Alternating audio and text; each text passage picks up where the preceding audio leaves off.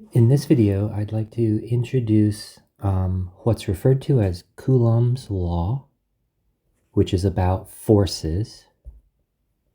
And in particular, this is about electric forces. And another topic, which is interesting, called the electric field.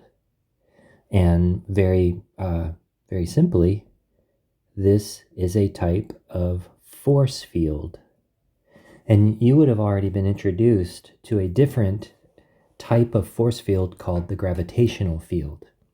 And the idea is basically the same. So Coulomb's law is the law that helps us understand how strong electric forces will be, and also something about the direction. So electric forces show up between charges, right? Between two objects that have net electric charges. And if an object doesn't have a net electric charge, well, actually, I'm not going to go there. I'm going to do the simple thing. So let's have two charges. One of the charges is here, and I'm going to call it Q sub 1. And here is another charge, some distance away, and its charge is Q sub 2. So these are some number of coulombs, right? What's important also is the fact that these two electrically charged objects are separated by a distance called d. So it turns out, and this is actually Coulomb's law,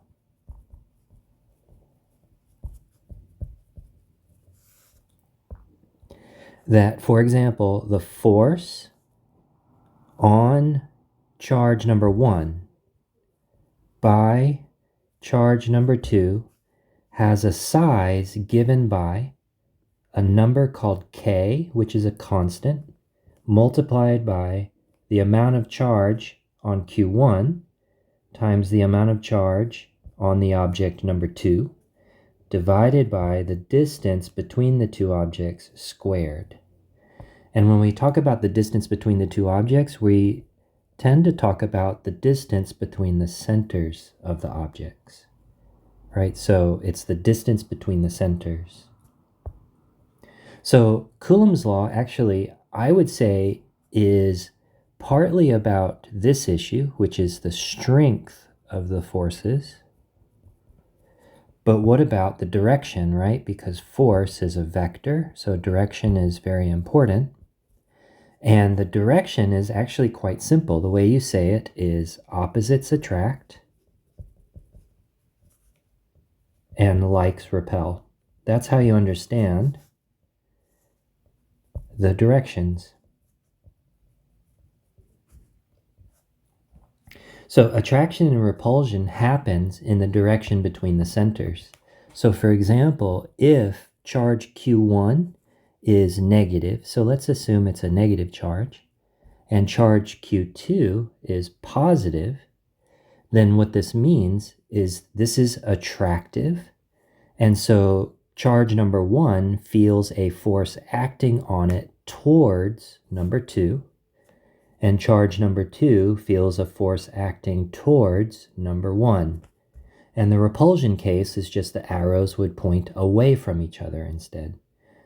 So this right here is the force acting on Q1. Can you see that the arrow is attached to Q1? It's a force on Q1, which helps us understand how Q1 accelerates according to Newton's second law, right? F net equals ma.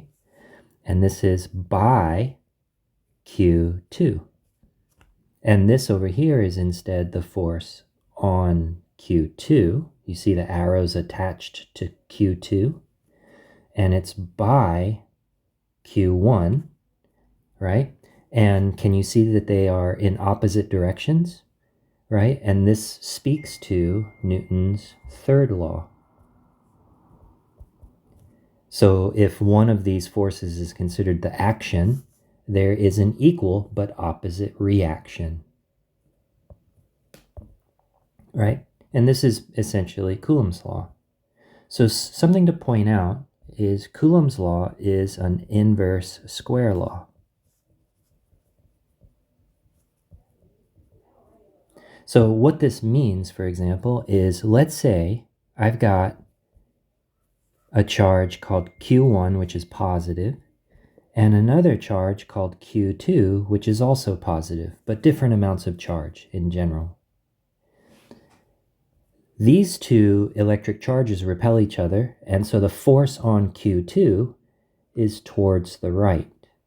And let's say that this force was, for example, 4 newtons in strength. What we can do is imagine, what if we caused Q1 and Q2 to become closer? Then the force on Q2 is going to be much bigger, but the inverse square law can help us figure out how much bigger. So if the distance before was called d, right? Let's say that what I was able to do was make the distance d divided by 2. So whatever the distance was, I came in and pushed Q2 over closer to Q1 such that the distance became half as much. What happens is when you halve the distance, the force increases by not by doubling, but by quadrupling. It goes to 16 newtons, like that. So that's an example of thinking with an inverse square law. You notice that what we needed to know was how the distance changed. And in this particular case, it went down by 50%, right? A factor of 1/2. We know that forces increase, right? The strength of the interactions are stronger when the particles are closer to each other, when the objects are closer. So we can see that the quadrupling happens because of this inverse square law nature. This is just like gravity. But there is one very important respect in which electrostatics or electric charge forces are very, very different. So let's think about gravity for a second. I have M1, so here's some massive object. It could be a planet, it could just be a metal ball on the surface of the Earth. And here is a different massive object. The thing about gravity is, first of all, it's really, really weak. Gravitational forces tend to be very, very weak. So it's weak, but also for gravity is strictly only attractive. There is no such thing as repulsion in gravity. It's only attractive. Mass attracts mass, never pushes away. That's very different in the case of electrostatics. For example, right here, we can see that this positive charge and that positive charge, they repel each other. If they were oppositely charged, though, they would attract each other. So electric force can be either attractive or repulsive. So that's a big difference, right? Gravity is strictly only attractive. Electric forces could be repulsive or attractive. Okay. Another difference, although this one's harder to see, is that actually, gravity is incredibly weak compared to electrostatics. One of the ways that this gets described to you is up here in this equation that describes how strong electric forces are. There is this constant, it's called K. So if I look at Coulomb's law versus Newton's law of gravity, these two equations look really similar. Coulomb's law looks like this. It's F equals K times Q1 times Q2 divided by the distance between the two charges squared. Newton's law of gravity looks really similar. The forces are G times the product of the two masses, not the product of the two charges, divided by the distance squared that's between the two masses, right? In the case of gravity, this is about 6.67 times 10 to the minus 11, and the units are newtons meters squared per kilogram squared, right? But you notice in particular the minus 11 with the SI units right here. And the analogous value for K, it's 9 times, I'm just looking over here, I always forget, I think it's 9 times 10, here it is. So 9 times 10 to the positive 9th, right? Which is a huge number. This is a tiny number. So this huge number with the SI units, newtons meters squared per Coulomb squared. So whereas gravity is about mass, right, kilograms, electrostatics is about forces between charge, which is in SI units is in the Coulomb. So another thing I want to describe to you is electric field. Electric field is sort of owned by, right? It's the electric field of charge. And it's of a particular charge. So here's the idea. Here is a positive charge. And surrounding this positive charge, in the space out around it, this space is somehow interesting. The space is interesting. And the idea is this space, it's filled with electric field, and it's the electric field of this charge right here. So the space is interesting. It's filled with the electric field of that charge. This is in contrast, that this kind of seems kind of dumb, but or simple, but this is in contrast to imagine having empty space.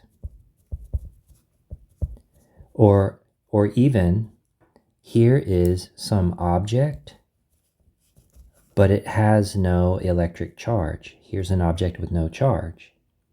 Well, in this space, there is no electric field, right? So this space is different than this space, which is around an electric charge and will have this electric field. So the way physicists like to use this electric field idea is it looks like this. Here is a charge. Let's just say it happens to be positive, and I'm going to call it charge Q1. Surrounding the charge Q1, what I'm drawing here is a depiction of the electric field that belongs to Q1. And it fills out space.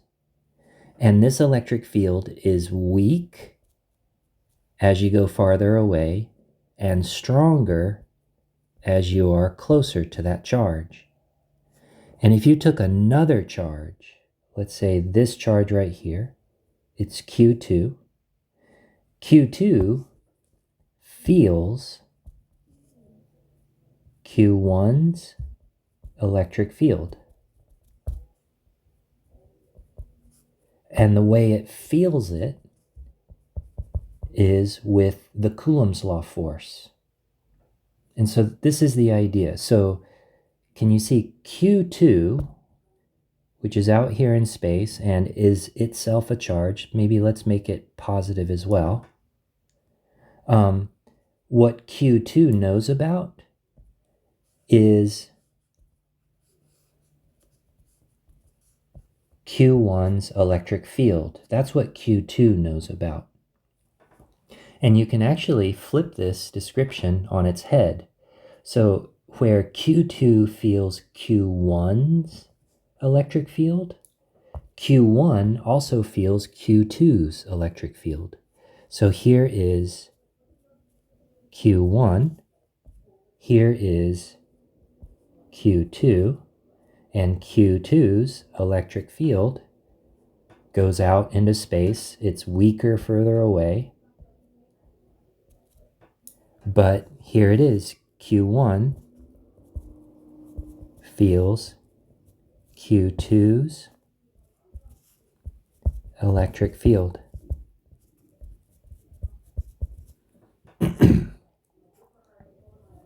Electric field, there's a sense in which it really is energetic. There is energy in this electric field. That's something of an advanced topic, but yeah, modern physics research is based on thinking about the field itself as being able to carry energy. The field itself doesn't have electric charge, but the field itself is associated with energy. Okay.